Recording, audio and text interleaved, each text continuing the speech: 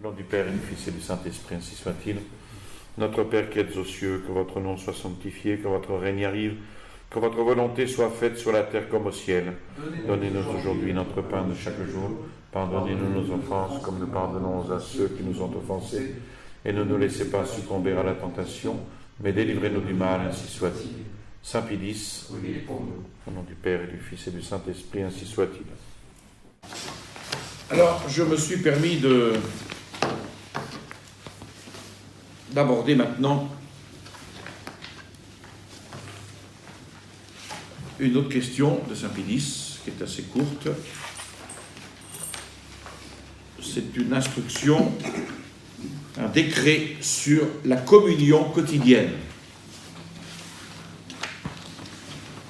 Il faudrait presque que je le lise un dimanche en chair, quand on voit le peu de personnes qui assistent à la messe quotidiennement.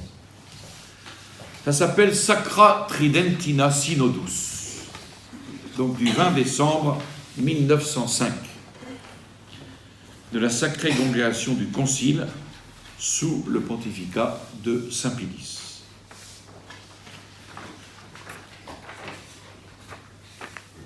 Alors, Saint Pilice rappelle d'abord la nécessité de la communion sacramentelle.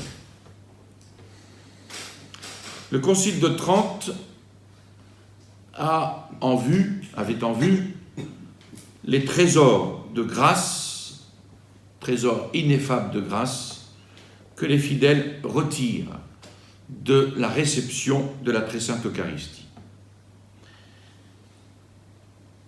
Et que dit ce Concile ?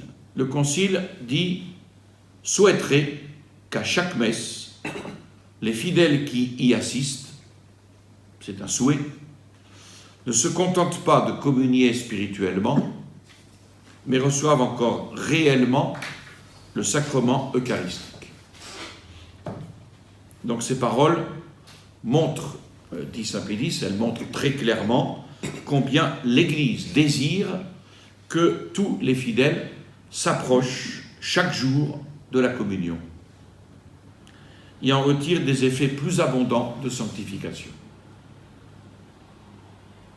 Ce sont des souhaits qui sont conformes d'ailleurs au désir qui animait notre Seigneur Jésus-Christ lorsqu'il a institué ce sacrement.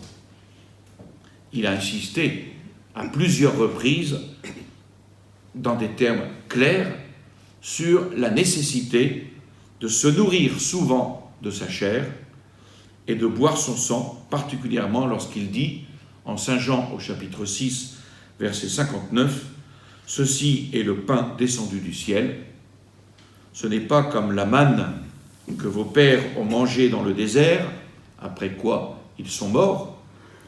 Celui qui mange ce pain vivra éternellement. » Donc c'est une comparaison, et par cette comparaison de la nourriture angélique avec le pain et la manne, les disciples pouvaient comprendre très facilement que le pain étant la nourriture quotidienne du corps, et la manne ayant été l'aliment quotidien des Hébreux dans le désert, de la même façon, l'âme chrétienne pourrait se nourrir chaque jour du pain céleste et en recevoir un réconfort. De plus, quand il nous ordonne de demander dans le Notre Père notre pain quotidien, il faut bien sûr entendre par là non pas tant le pain matériel, la nourriture du corps, que le pain eucharistique qui doit être reçu chaque jour. Or, Jésus-Christ et l'Église désirent que tous les fidèles s'approchent chaque jour du banquet sacré, surtout afin qu'étant unis à Dieu par ce sacrement, ils en reçoivent la force de réprimer leurs passions.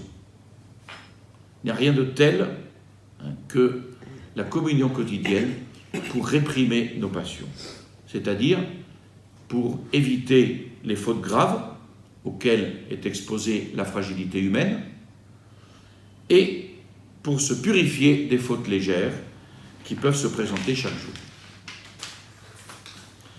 Ce n'est donc pas principalement pour rendre gloire à Dieu, ni comme une sorte de faveur et de récompense pour les vertus de ceux qui s'en approchent. C'est pour cela que le Concile de Trente appelle l'Eucharistie l'antidote qui nous délivre des fautes quotidiennes et nous préserve des péchés mortels. Bien sûr que on rend gloire à Dieu en communion, mais ce n'est pas principalement pour rendre gloire à Dieu. C'est pour cela que c'est un antidote, avant tout, qui nous délivre des fautes quotidiennes et nous préserve des péchés mortels. Les premiers chrétiens comprenaient bien cette volonté divine, et c'est pour cela qu'ils accouraient chaque jour au banquet de vie et de force. Comme on lit dans les Actes des Apôtres, ils persévéraient dans la doctrine des apôtres, dans la communion de la fraction du pain. Et la même chose a eu lieu dans les siècles suivants, au grand profit de la perfection et de la sainteté. Donc ça, c'est un point acquis. Deuxième point, il y a des normes erronées sur la communion fréquente.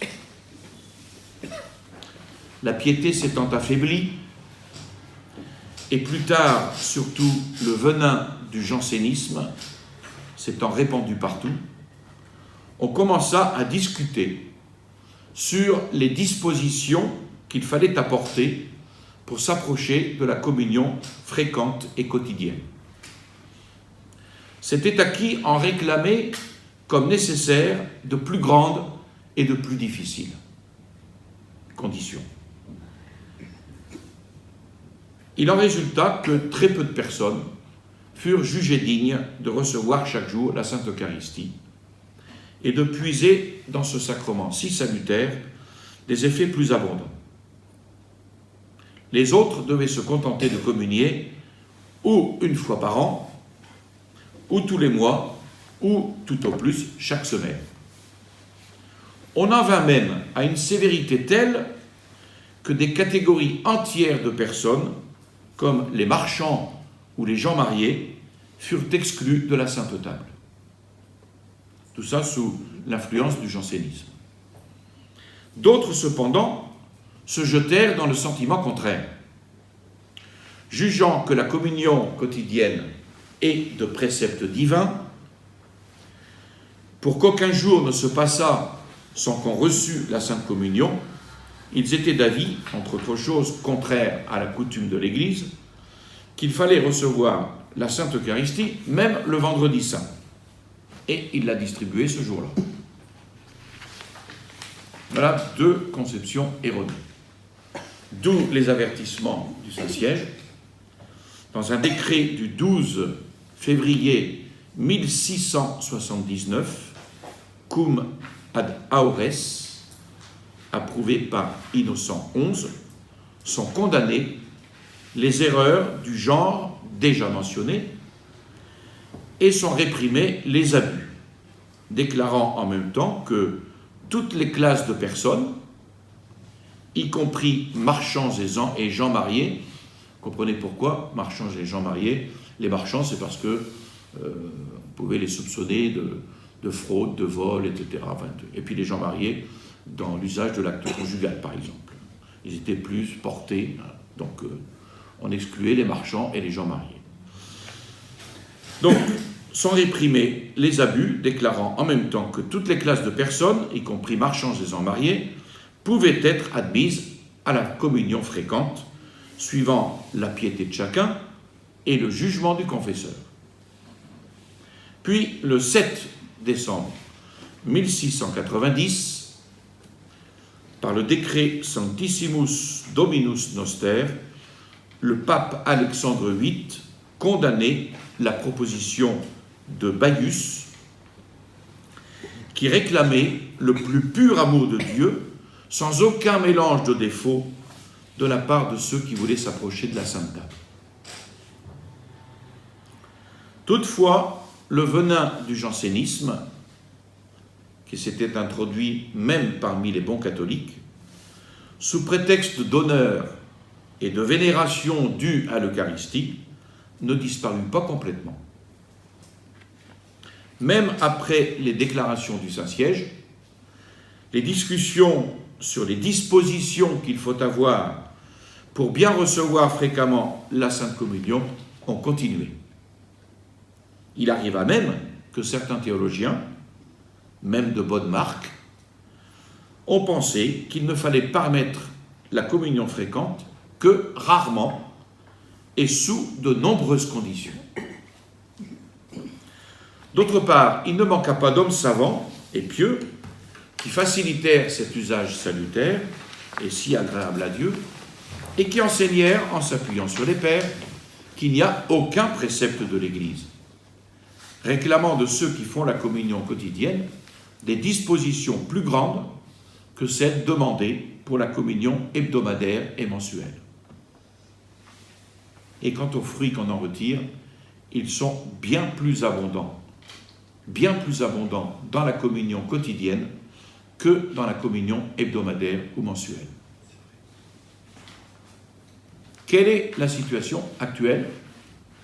Donc, saint Pilice parle de son époque, et c'est tout à fait valable aujourd'hui, devant les discussions, parfois aigres sur ce sujet, devant le trouble suscité, des suppliques ont été adressées à saint Pilice pour trancher avec autorité la question des dispositions qu'il faut avoir pour recevoir tous les jours la Sainte Eucharistie, pour que cette coutume grandisse et se répande partout, surtout de nos jours où la religion et la foi sont attaquées de toutes parts et où l'amour de Dieu et la vraie piété laissent beaucoup à désirer.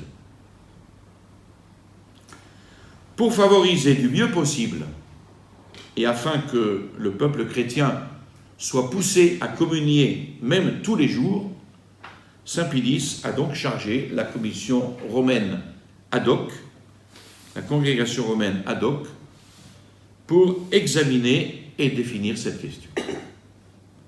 Voilà donc les normes à suivre pour la communion fréquente. La Sacrée Congrégation du Concile, dans sa séance générale du 16 décembre 1905, a soumis cette question à un examen très attentif, et après avoir pesé avec une maturité diligente les raisons apportées de part et d'autre, elle a établi et décrété ce qui suit. Premièrement, la communion fréquente et quotidienne, étant souverainement désirée par notre Seigneur et l'Église catholique, doit être rendue accessible à tous les fidèles, de quelque classe et de quelque condition qu'ils soient, en sorte que nul, s'il est en état de grâce, c'est-à-dire sans péché mortel, et s'il s'approche de la Sainte Table avec une intention droite, ne puisse en être écarté. Deuxième point, l'intention droite, en quoi consiste-t-elle? Elle consiste à s'approcher de la Sainte Table, non par habitude ou par vanité.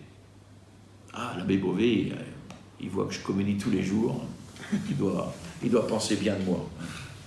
Ça, c'est la vanité. Ou pour des raisons humaines.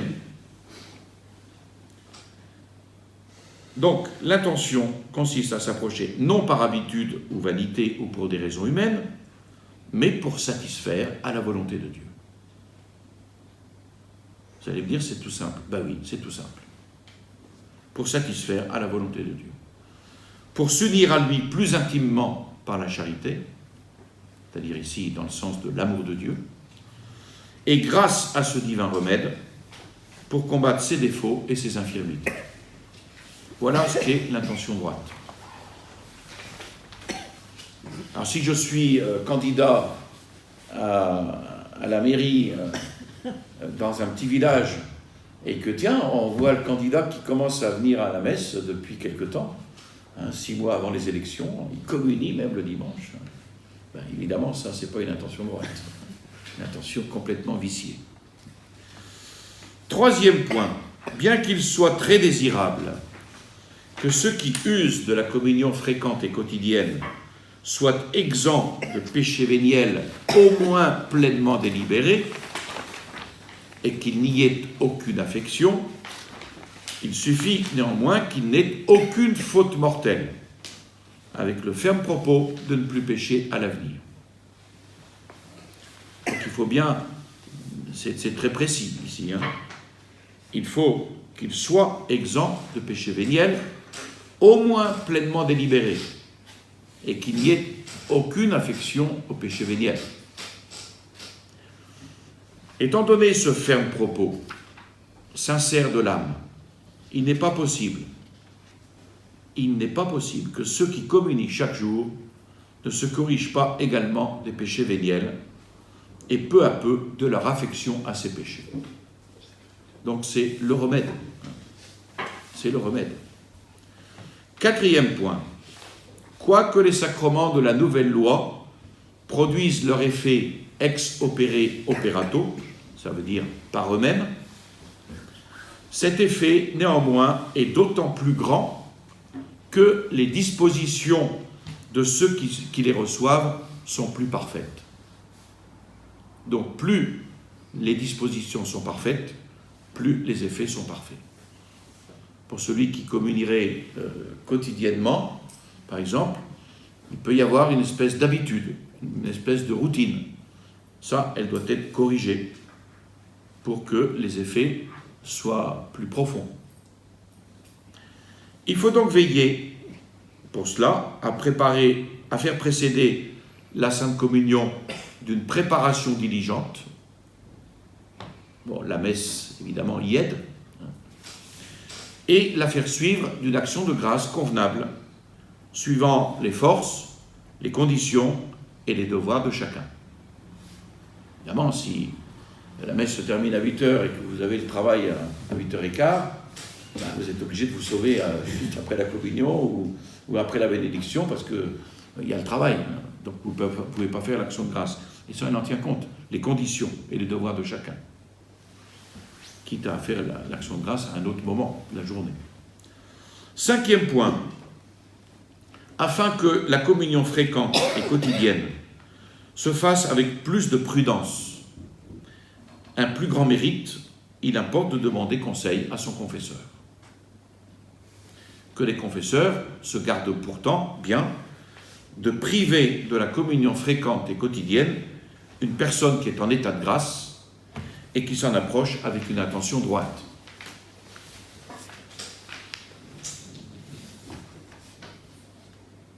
Sixième point, comme il est évident que la communion fréquente et quotidienne augmente l'union avec Jésus-Christ, puisque on reçoit Jésus-Christ, donc on s'unit davantage à lui. Comme il est évident qu'elle alimente avec plus de force la vie spirituelle, qu'elle embellit l'âme des plus abondantes vertus et qu'elle nous donne un gage encore plus ferme de la vie éternelle, les curés, les confesseurs, les prédicateurs, suivant la doctrine approuvée du catéchisme romain, devront exhorter dans de fréquents avis et avec un zèle empressé le peuple chrétien à cette pratique si pieuse et si salutaire. Septième point, la communion fréquente et quotidienne doit être favorisée spécialement dans les instituts religieux de toute catégorie. Elle doit être encouragée aussi d'une façon toute spéciale dans les séminaires, dont les élèves se consacrent au service de l'autel, comme aussi dans tous les collèges chrétiens. Et puis, ensuite, ce sont des précisions qui nous concernent moins directement, mais s'il y a des instituts, soit à vœux solennels, soit à vœux simples, dont les règles, les constitutions, les calendriers fixent et imposent des communions à des jours déterminés, il faut donner à ces règles une valeur purement directive, mais non préceptive.